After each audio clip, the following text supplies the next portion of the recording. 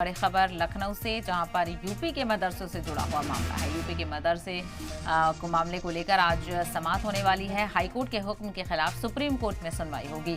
मदरसा तंजीमों ने supreme court में अर्जी दाखिल की है। यूपी मदरसा एक्ट को हाईकोर्ट ने गैर आईनी करार दिया था और इसको सेकुलरिज्म के खिलाफ बताते हुए इलाहाबाद हाईकोर्ट ने इसको गैर आईनी करार दिया था। उसके बाद से इसकी मुखालफत बड़े पैमाने पर देखने को मिली और इसको लेकर ऐतराज भी दर्ज कराया गया।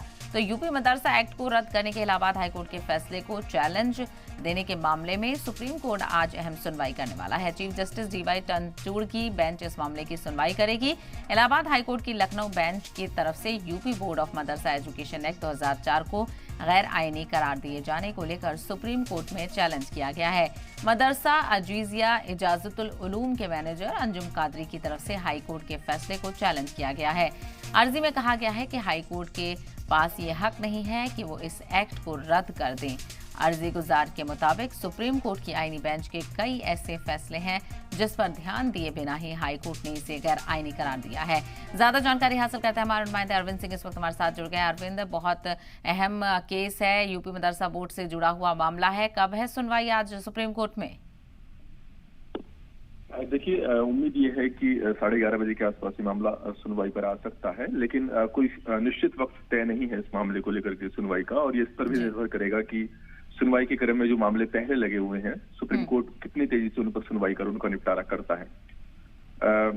जो याचिका दायर की गई है उसमें जहां इलाहाबाद हाईकोर्ट के फैसले को रद्द करने की मांग की गई है, वहीं दूसरी ओर अंतरिम राहत के तौर पर यह भी मांग की गई है कि जब तक सुप्रीम कोर्ट हाईकोर्ट के फैसले की संवैधानिक वैधता पर कोई फैसला देता है और तब तक अंतरिम राहत के तौर पर इस फैसले पर रोक लगा दी जाए, क्योंकि सवाल ये उठाया गया है कि इस फैसले के चलते मदरसों में पढ़ने वाले जो लाखों छात्र हैं उनके भविष्य पर एक प्रश्न चिन्ह लग गया है। ऐसे में हाईकोर्ट के आदेश पर तत्काल रोक की जरूरत है। आगे कोर्ट सुनवाई कर सकता है कि आखिर ये फैसला सही था या नहीं।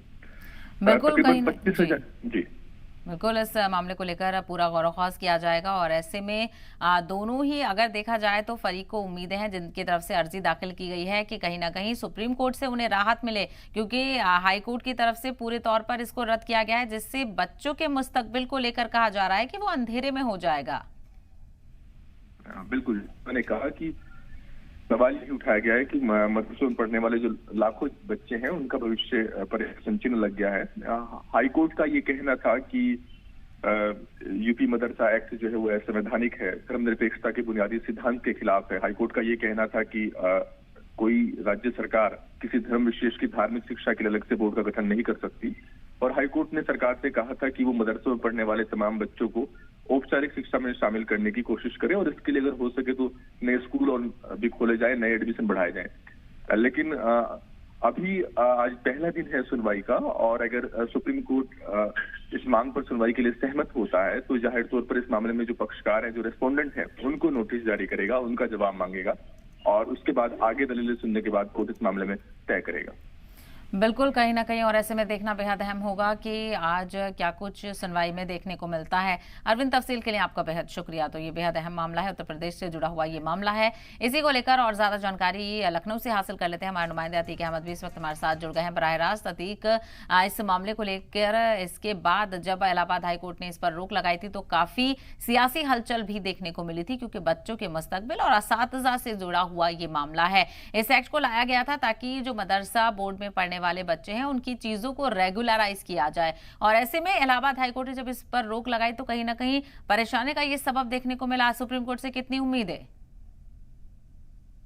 ये कहते हैं कि बहुत बड़ा दिन है, हालांकि आज मदरसा बोर्ड के लिए सुप्रीम कोर्ट में पूरा मामला गया है, और बड़ी बात यह है कि 2004 एक्ट मदरसा बोर्ड का है, उसको लेकर हाईकोर्ट ने यूपी में 16,000 मदरसे थे जिनको मान्यता हालांकि असंवैधानिक कर दिया है, मान्यता रद्द कर दी गई थी, कहा कि ये मदरसे मान्य नहीं है।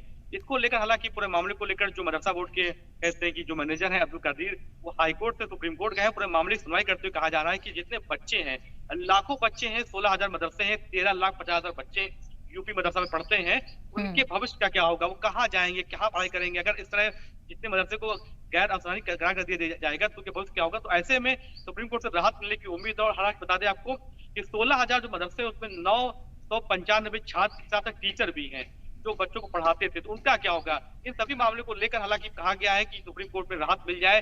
जो मदरसे ऐसे हैं जिसमें हाईकोर्ट ने कहा है कि वो जो दो चार एक्ट है उसको नहीं मानते थे, वो हालांकि सिर्फ मदरसे में उर्दू अरबी पढ़ाई करते तो धार्मिक की पढ़ाई करते थे, हालांकि वो जी हिंदी मीडियम या कैसे इंग्लिश पढ़ाते थे। इसको लेकर इस बच्चे जो मदरसे इनको आसानी करार दे दिया था। इसको लेकर हालांकि बड़े मामले सुप्रीम कोर्ट में पक्ष रखा जाएगा और कहा जाएगा कि हाँ ठीक है, अगर आप लोग चाहते हैं तो आप जो मदरसे हैं वहां पर हिंदी इंग्लिश कोर्स जो है और पढ़ाया जाएगा। हालांकि योगी सरकार ने ये बात कही भी दी थी कि मदरसों में अब लगातार उर्दू के साथ अरबी के साथ हिंदी पढ़ाई जाएगी, इंग्लिश पढ़ाई जाएगी। तो ऐसे में ये बात रखी जाएगी, कहा जाएगा कि लाखों बच्चे का भविष्य सवाल है, अगर बच्चे फेल हो जाएंगे या बच्चे नहीं पढ़ पाते तो उनका क्या होगा? ऐसे में यूपी जो सरकार है उन्होंने ये जो मुख्य सचिव दुर्गा प्रसाद है उन्होंने कहा है कि सभी डीएम को ये आदेश दे दिया है उत्तर प्रदेश के कि जितने बच्चे हैं, जिनका जो छात्र हैं वो वहां से मदरसे जो निकलते हैं उनको सरकारी स्कूल में या किसी प्राइवेट स्कूल में दाखिला कराया जाए और उनकी पढ़ाई बहाल कराई जाए। ऐसे में अगर स्कूल कम पड़ जाते हैं तो अलग प्राइवेट स्कूल, कुछ ऐसे स्कूल जहाँ पे खोले भी जाए, जहाँ पढ़ाई कराई जाए। तमाम तरह की बातें, हालांकि सुप्रीम कोर्ट से बड़ी राहत मिलने की उम्मीद है और सभी की निगाहें सुप्रीम कोर्ट टिकी हुई है। अगर वो राहत दे देता है तो आज राहत मिल जाएगी और राहत नहीं देता है तो सभी बच्चों को अब दूसरे स्कूल में दाखिला जी मिलेगा।